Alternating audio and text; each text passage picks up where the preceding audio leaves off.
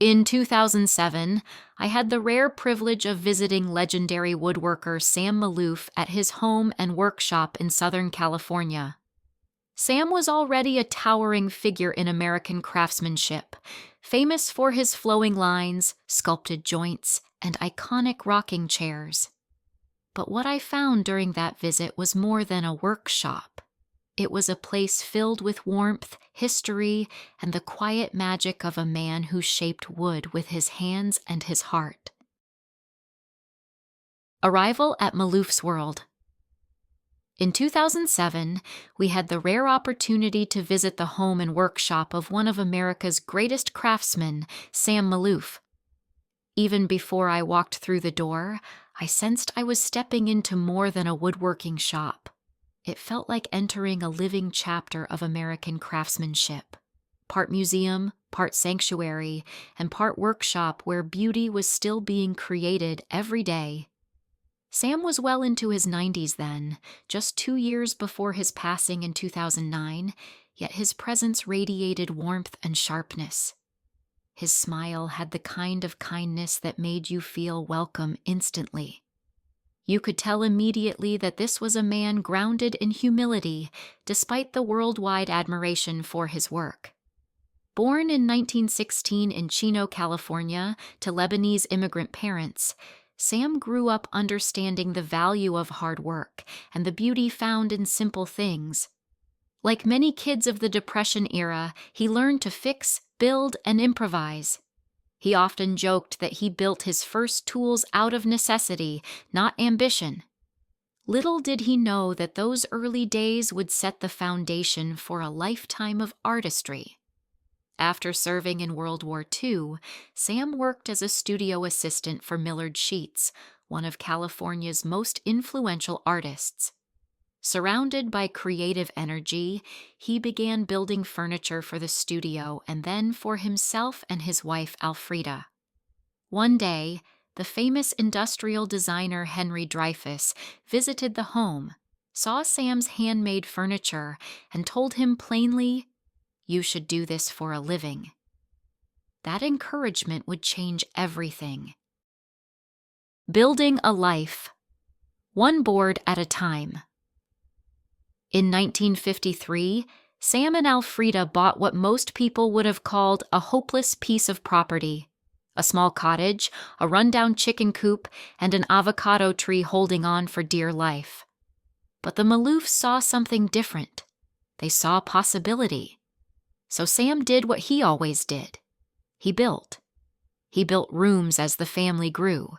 He built studios as his reputation spread. He built workshops, staircases, and doors. He built furniture that would one day sit in the Smithsonian and the White House.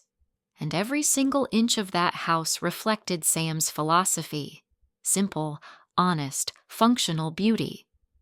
What set Sam apart wasn't just craftsmanship, it was the way he approached wood. His pieces didn't look engineered, they looked alive. Smooth curves, sculpted lines, joints that flowed into each other like they were grown rather than assembled. His rocking chairs became iconic, recognizable instantly, even from across a room. Presidents owned them. Museums collected them. Yet Sam kept the same tools, the same machines, the same humble spirit.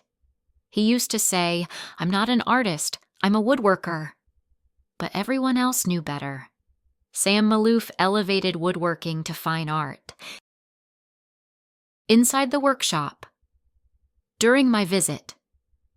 When I stepped into Sam's workshop in 2007, I was struck by how alive the place felt. Not curated, not polished, alive. This wasn't a sterile museum exhibit. This was a working shop where masterpieces were still in progress.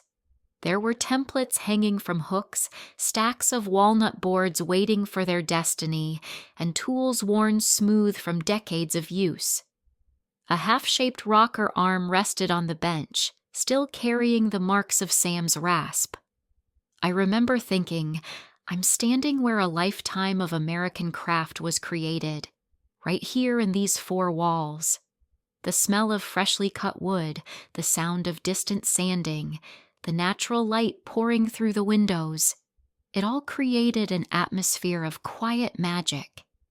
You could feel the focus and love poured into every corner of that room. Sam believed that machines could measure, but only hands could feel. His famous Maloof joint, the sculpted organic connection between two pieces of wood, was a perfect example. Other woodworkers spent years trying to understand it. Sam would smile and say, "You shape it till it looks right." Even in his 90s, he still shaped, still refined, still taught. The people working with him were proof of his love for mentorship. He gave away knowledge freely. No secrets, no ego, just a lifetime of skill shared with anyone willing to learn. A home moved but not lost. One of the most remarkable chapters of his story came in the 1990s when the state of California decided to build the 210 freeway straight through his property. Instead of losing everything he'd built, Sam negotiated something extraordinary. They would move the entire house and workshop, piece by piece, to a nearby site. Think about that. Every beam, every stairway, every doorway, every built-in. But even more importantly, every memory was carefully relocated. It was a monumental task, but the result preserved not just a home, but a legacy. Today, the house and its surrounding gardens live on as the Sam and Alfreda Maloof Foundation for Arts and Crafts. Visitors can walk through the same rooms Sam built, stand in the very workshop where he shaped wood for over half a century, and feel that same quiet reverence I felt in 2007. That day, walking the property, I understood what made Sam's work so special. It wasn't the fame or the awards. It was the harmony he created between craft, home, family, and nature. Everything fit together. Everything belonged. Legacy of a master. Craftsman Sam passed away in 2009 at the age of 93, but his spirit didn't leave that workshop. It didn't leave the home he built. And it certainly didn't leave the countless pieces of furniture that carry not just his craftsmanship, but his warmth. His rocking chairs still sit in living rooms and museums around the world. His apprentices still carry forward his lessons. And his home stands as a living tribute to the belief that handmade work, crafted with patience and love, will always matter. As you watch these photos, I hope they bring you the same feeling I had during my visit. The sense that I was standing in the presence of a man who shaped more than wood. Sam Maloof shaped a philosophy, a style, and a legacy that continues to inspire anyone who appreciates the power of human hands creating beautiful, honest work. This video is a small way to honor that moment in time, my visit in 2007, and to preserve the memory of a man whose life reminds us that passion, patience, and humility can produce extraordinary things. Sam Maloof left us in 2009, but his work and the values behind it live on in every piece he touched. This video is a tribute to that legacy and to the day I spent in his world, just 2 years before his passing. I hope these images and stories inspire you the same way his home, his work, and his gentle spirit inspired me.